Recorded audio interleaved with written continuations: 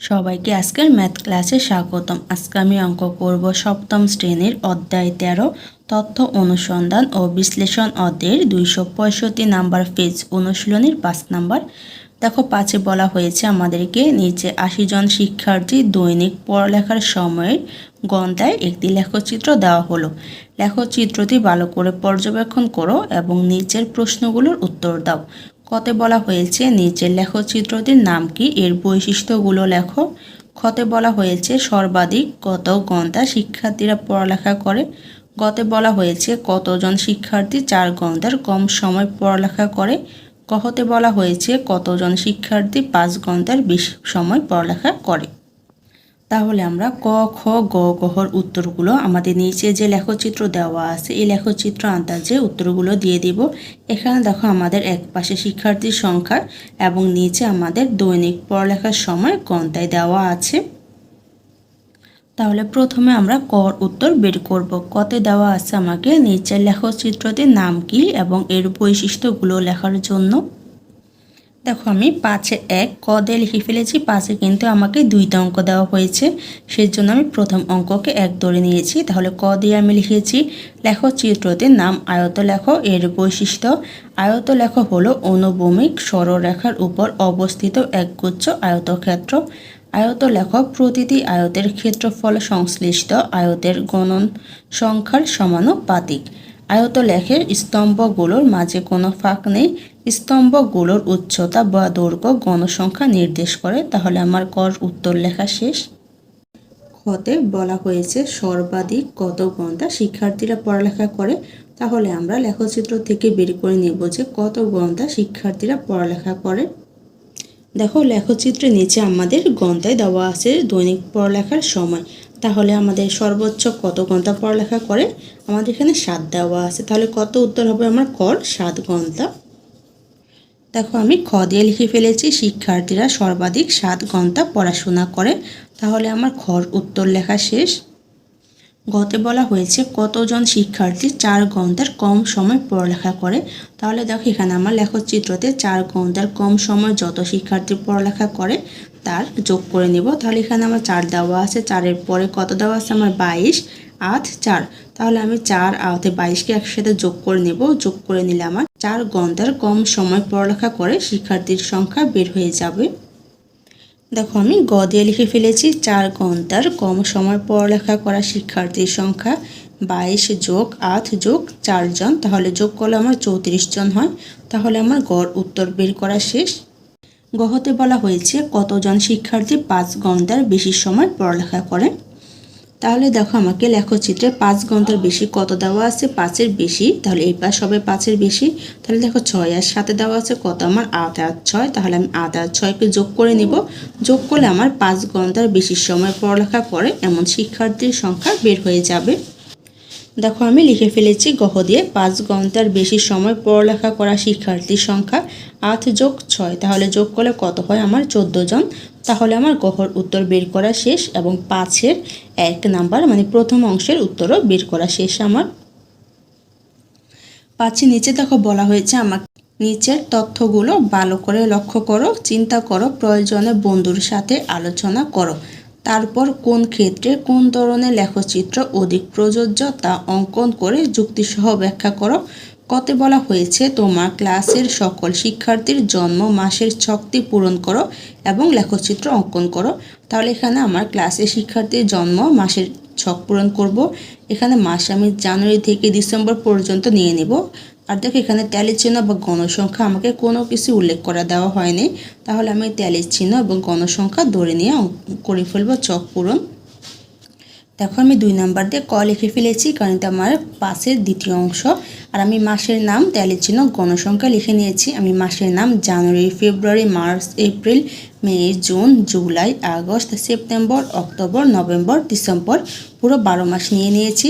আর এখানে কিন্তু আমি ট্যালি চিহ্নগুলি ধরে নিয়েছি। জানুয়ারি মাসে আমি 6 জন ধরেছি, ফেব্রুয়ারি মাসে আমি 3 জন, মার্চে 7 জন, এপ্রিলে 2 জন, মেতে 4 জন, জুনে 7 জন, জুলাইয়ে 3 জন, আগস্টে 8 জন, সেপ্টেম্বরে 4 জন, অক্টোবরে 3 জন, নভেম্বরে 6 জন, ডিসেম্বরে 3 জন। আমি মানগুলো ধরে নিয়েছি। তাহলে এখন আমি কি করব, আমি যে গণসংখ্যা নিয়েছি এই গণসংখ্যা থেকে আমি লেখচিত্র অঙ্কন করে নিব। গণসংখ্যায় দেখো আমার সর্বোচ্চ মান কত দেওয়া আছে 8 এবং সর্বনিম্ন কত দেওয়া আছে আমি বের করব। দেখো সর্বনিম্ন দেওয়া আছে আমার 2। তাহলে আমি 1 থেকে 8 পর্যন্ত ধরে নিয়ে অঙ্কটা করে ফেলব। দেখো আমি লেখচিত্র এঁকে নিয়েছি। আমি বাম পাশের উপরের দিকে 1 2 3 4 5 6 7 8 পর্যন্ত ধরে নিয়েছি। আর আমি এখানে জানুয়ারি, ফেব্রুয়ারি, মার্চ, এপ্রিল, মে, জুন, জুলাই, আগস্ট, সেপ্টেম্বর, অক্টোবর, নভেম্বর, ডিসেম্বরে যত গণসংখ্যা বের করেছিলাম সেই গণসংখ্যাগুলো লিখে দিয়েছি। জানুয়ারিতে আমি 6 নিয়েছি, সেজন্য 6 থেকে এঁকে নিয়েছি লেখচিত্র। ফেব্রুয়ারিতে 3, মার্চে 7, এপ্রিলে 2, মেতে 4, জুনে 7, জুলাইয়ে 3, আগস্টে 8, সেপ্টেম্বরে 4, অক্টোবরে 3, নভেম্বরে 6, ডিসেম্বরে 3। এই সংখ্যাগুলো আন্দাজে আমি গণসংখ্যা আন্দাজে দেখো এখানে এঁকে ফেলেছি আমি লেখচিত্র। তাহলে আমার লেখচিত্র আঁকা শেষ এবং কর উত্তর বের করা শেষ হয়েছে। আমাকে এঞ্জেল, সুমিত, নিপা ও মিন্তি কস্তার পরিবারের সদস্যদের ওজন কেজিতে নিম্নরূপ। এখানে আমাদেরকে 4 জনের পরিবারের সদস্যের সংখ্যার ওজন কেজিতে দেওয়া আছে। দেখো প্রথমে কিন্তু আমাকে বলা হয়েছিল যে লেখচিত্র অঙ্কন করার জন্য। তাহলে আমি 4 জনের পরিবারের ওজন নিয়ে লেখচিত্র অঙ্কন করব। দেখো এখানে আমার কিন্তু কোনো শ্রেণীব্যাপ্তি দেওয়া নেই। তাহলে এখানে আমি প্রকৃত শ্রেণীব্যাপ্তি ধরে নিয়ে করব। প্রকৃত শ্রেণীব্যাপ্তি হচ্ছে আমার সর্বনিম্ন সংখ্যা থেকে 0.5 বিয়োগ এবং সর্বোচ্চ সংখ্যার সাথে 0.5 যোগ। তাহলে আমি প্রকৃত শ্রেণীব্যাপ্তি ধরে নিয়ে ট্যালি চিহ্ন এবং গণসংখ্যা নির্ণয় করে ফেলব।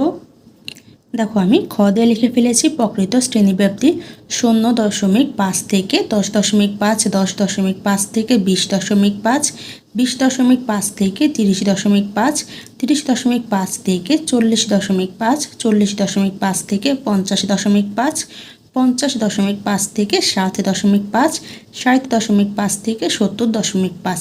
তাহলে এখন আমি দেখব এই শ্রেণীব্যাপ্তির মধ্যে আমাদের কয়টা সংখ্যা আছে। সেই সংখ্যাগুলোকে আমরা ট্যালি চিহ্ন আকারে লিখব এবং ট্যালি চিহ্ন থেকে গণসংখ্যায় লিখে নিব। তাহলে আমার প্রথমে আছে 0.5 থেকে 10.5। তাহলে এখানে দেখবো আমি 0.5 থেকে 10.5-এর মধ্যে কয়টা সংখ্যা আছে। তাহলে এই যে এখানে একটা আছে 10.5-এর মধ্যে, তারপরে আর নেই। তাহলে এখানে কত হবে আমার 1। তাহলে এই 1কে আমি ট্যালি চিহ্ন আকারে লিখে নিব। তাহলে আমি ট্যালি চিহ্ন আকারে 1 লিখে নিই আর ট্যালি চিহ্নকে আমি গণসংখ্যা লিখে নিব 1। তারপরে আছে কত আমার 10.5 থেকে 20.5। তাহলে এখন আমি দেখব 10.5 থেকে 20.5-এর মধ্যে কয়টা সংখ্যা হয়। তাহলে দেখো 10.5 থেকে 20.5-এর মধ্যে এখানে একটা হয় আর এখানে একটা হয়। তাহলে কয়টা হয় আমার 2টা। এই 2টা আমি ট্যালি চিহ্ন আকারে নিয়ে নিব।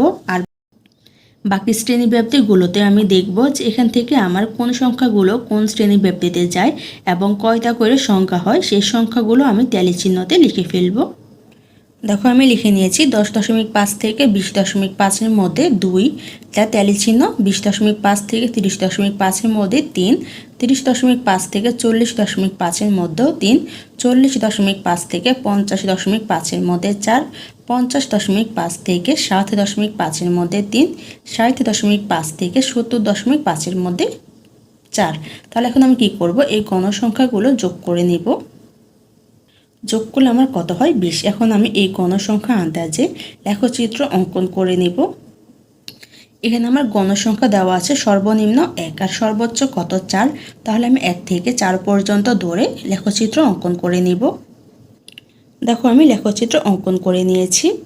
আমাকে 0.5 থেকে 10.5-এর মধ্যে কত দেওয়া আছে গণসংখ্যা 1, 10.5 থেকে 20.5-এর মধ্যে দেওয়া আছে 2, 20.5 থেকে 30.5-এর মধ্যে দেওয়া আছে আমার 3, 30.5 থেকে 40.5-এর মধ্যেও 3 দেওয়া আছে, 40.5 থেকে 50.5-এর মধ্যে আমার 4 দেওয়া আছে, 50.5 থেকে 60.5-এর মধ্যে 3 দেওয়া আছে, 60.5 থেকে 70.5-এর মধ্যে 4 দেওয়া আছে। সেই আন্দাজে আমি কিন্তু এখানে মানগুলো বসিয়ে নিয়েছি যে 1 2 3 3 4 3 4। তাহলে আমার লেখচিত্র আঁকা শেষ এবং খর উত্তর বের করা শেষ। গতে বলা হয়েছে আমাকে কোনো এক জেলার উন্নয়ন পরিকল্পনায় বিভিন্ন খাতে বরাদ্দকৃত টাকার শতকরা হিসাব নিম্নরূপ। খাত হচ্ছে কৃষি, শিল্প, যোগাযোগ, বিদ্যুৎ, শিক্ষা, অন্যান্য। বরাদ্দকৃত টাকা শতকরায় হচ্ছে 30, 25, 15, 8, 12, 10। তাহলে দেখো প্রথমে আমাকে বলা হয়েছিল যে আলোচনা করার পর কোন ক্ষেত্রে কোন ধরনের লেখচিত্র অধিক প্রযোজ্য তা অঙ্কন করার জন্য। তা আমি দেখব গতে আমার কোন ধরনের লেখচিত্র অঙ্কন করা যায়। দেখো এখানে আমার মান কিন্তু শতকরায় দেওয়া আছে, আর যদি কোনো মান শতকরায় দেওয়া থাকে তাহলে আমাদের কি আঁকতে হয়, পাইচিত্র অঙ্কন করতে হয়, কারণ পাইচিত্র আমাদের শতকরায় হয়। তাহলে এখানে আমি গড় পাইচিত্র অঙ্কন করে নিব।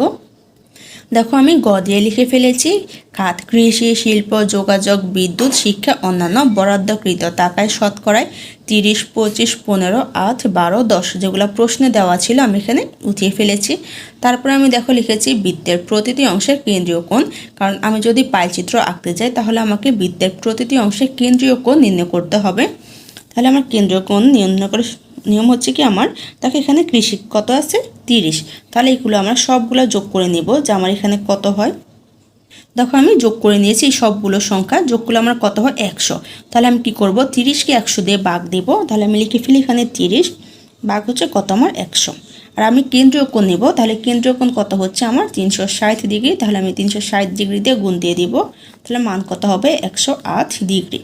এখানে আছে 25, 25কেও আমি 100 দিয়ে ভাগ দিব, আর 360 দিয়ে আমি গুণ দিয়ে দিব, বলে কত হয় আমার 90 ডিগ্রি। তাহলে এখানে আমি 90 ডিগ্রি লিখে ফেলবো। তারপরে আছে আমার 15, 15কেও আমি 100 দিয়ে ভাগ দিব, 360 দিয়ে গুণ দিব। তাহলে আমার গুণ দিলে কত হয় 54 ডিগ্রি। তারপর দেখো এখানে আমার কত দেওয়া আছে 8, 8কেও আমি 100 দিয়ে ভাগ দিব, 360 দিয়ে গুণ দিয়ে দিব। তাহলে আমার কত হবে 28.8 ডিগ্রি। এখানে আছে আমার 12, 12কেও আমি 100 দিয়ে ভাগ দিব, 360 দিয়ে গুণ দিব। তাহলে আমার কত বের হবে 43.2 ডিগ্রি। এখানে আছে কত আমার 10, তাহলে আমি 10কে 100 দিয়ে ভাগ দিব, 360 দিয়ে গুণ দিয়ে দিব। তাহলে আমার কত হবে 36 ডিগ্রি। তাহলে আমি বৃত্তের প্রতিটি কেন্দ্রীয় কোণ নির্ণয় করা শেষ। তাহলে আমি এই কোণগুলো থেকে এখন পাইচিত্র অঙ্কন করে নিব। দেখো আমি পাইচিত্র অঙ্কন করে নিয়েছি। আমার বৃত্তের প্রতিটি অংশের কেন্দ্রীয় কোণ কৃষিতে 180 ডিগ্রি হয়েছে, সেই জন্য কৃষি লিখে 180 ডিগ্রি দিয়েছি। তারপরে 90 ডিগ্রি হচ্ছে আমার শিল্প, 36 ডিগ্রি হচ্ছে আমার অন্যান্য, 43.20 ডিগ্রি হচ্ছে আমার শিক্ষা, 28.8 ডিগ্রি হচ্ছে আমার বিদ্যুৎ, 54 ডিগ্রি হচ্ছে আমার যোগাযোগ। তাহলে আমার পাইচিত্র আঁকা শেষ এবং গড় উত্তরও বের করা শেষ। তাহলে আজকে ক্লাসটি এখানেই শেষ। সবাইকে দেখার জন্য ধন্যবাদ। যদি আমার ক্লাসটা ভালো লেগে থাকে দয়া করে তা সাবস্ক্রাইব করে দিও।